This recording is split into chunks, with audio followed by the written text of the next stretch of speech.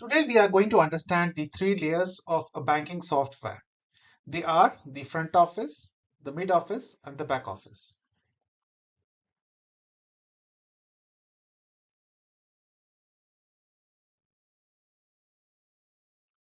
So as you can see in this diagram, the front office is mainly used for input of customer facing activities.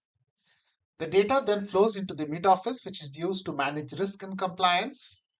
And then finally, the data moves to the back office, which is the product processor. In some cases, the data directly moves from the front office to the back office.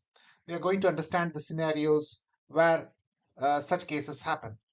So now let's deep dive into what's exactly a front office, mid office, and back office.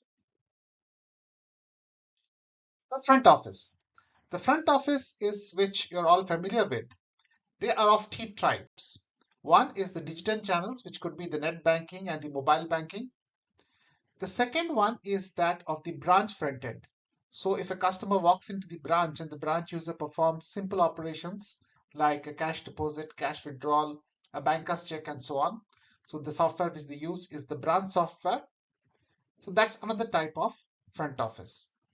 And the third one, which is the more complex one, is for the treasury operations.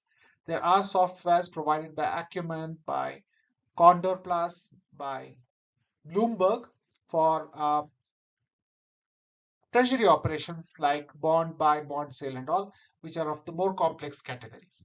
But if you look at the first two categories, which is the digital channels and the branch, that's where the customer input their transactions, which could be a loan payment, a request for a loan, a simple cash operation, a payment transfer, and so on.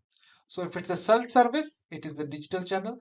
If he wants to get assisted by the branch, they will walk into the branch. But the essence of the front office is that it is used for data capture for a transaction. These software typically are very simple to use. The user experience is of utmost importance. They have to be very dummified so that even the dummy user can use it. And finally, the other function is on advisors, because after any transaction which the customer does, either at a digital channel or a branch, he or she expects an advice or a kind of a receipt to confirm the transaction. So now that we know what the front office is, the transaction then flows into the mid office. In some cases, it directly goes to the back office. Now, let's take a case of a transaction which goes into the mid office. More often, it is the complex transactions like a loan approval. So when a customer requests for a loan, either at the branch or at the channel, it's not that the loan is immediately disbursed. A complex operation like a loan requires multiple level of approvals. That's where the request for the loan then goes into the mid-office software, which has multiple stages or a workflow. The first, the documents are checked, whether the loan documents, which is the salary proof, the ID proof, are in order or not. Then probably they will go to the legal department to check whether the house which they are buying has legal sanctity or not. Then it goes for a credit risk to check whether the customer indeed has the ability to pay back the loan, what's the collaterals which is bringing to the table.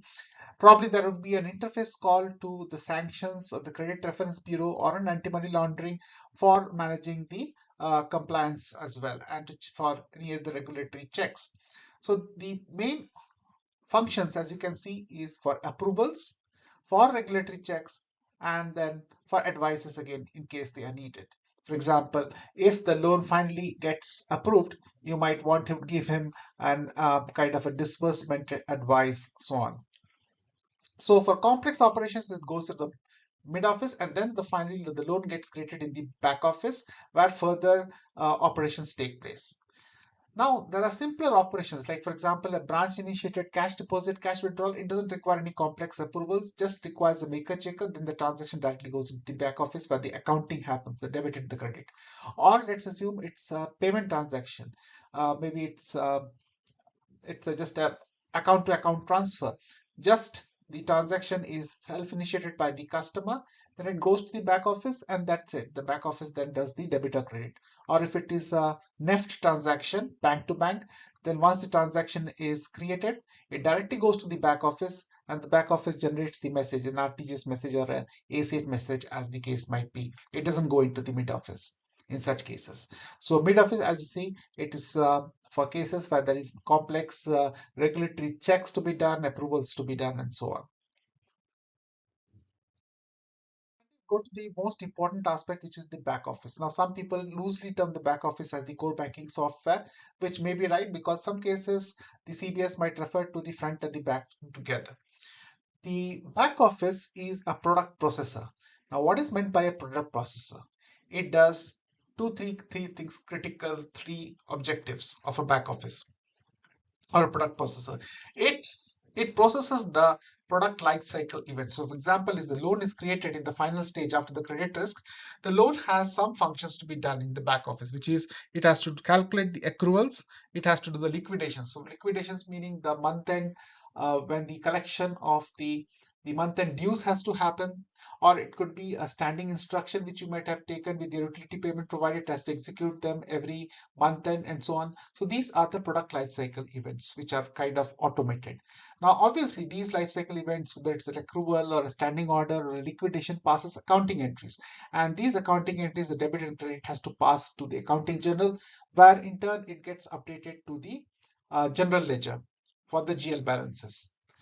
Third most important is the messaging aspect of it. So once the accounting is done, you need to do a messaging. Messaging could be of two types. It could be an alerts, which will be coming to your SMS or an email alert saying that this transaction has been done or initiated.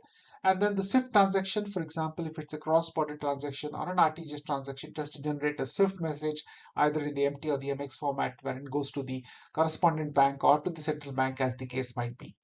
And finally, most important, it acts as a data store. Every event, every life cycle, every accounting, every messaging is stored in the data store along with any audit trail which might be required for any kind of regulatory checks or reporting. So this data store not only includes the product lifecycle events, but even the account balances. So that's why this becomes a very critical function which requires to be on 24/7. Other channels like the ATM are directly connected to the back office because that's where the balances are stored and that's where the accounting and the messaging happens. So hope this gives you a good idea of what a front, mid, and back office stands for. Thanks for being with us. Have a nice day.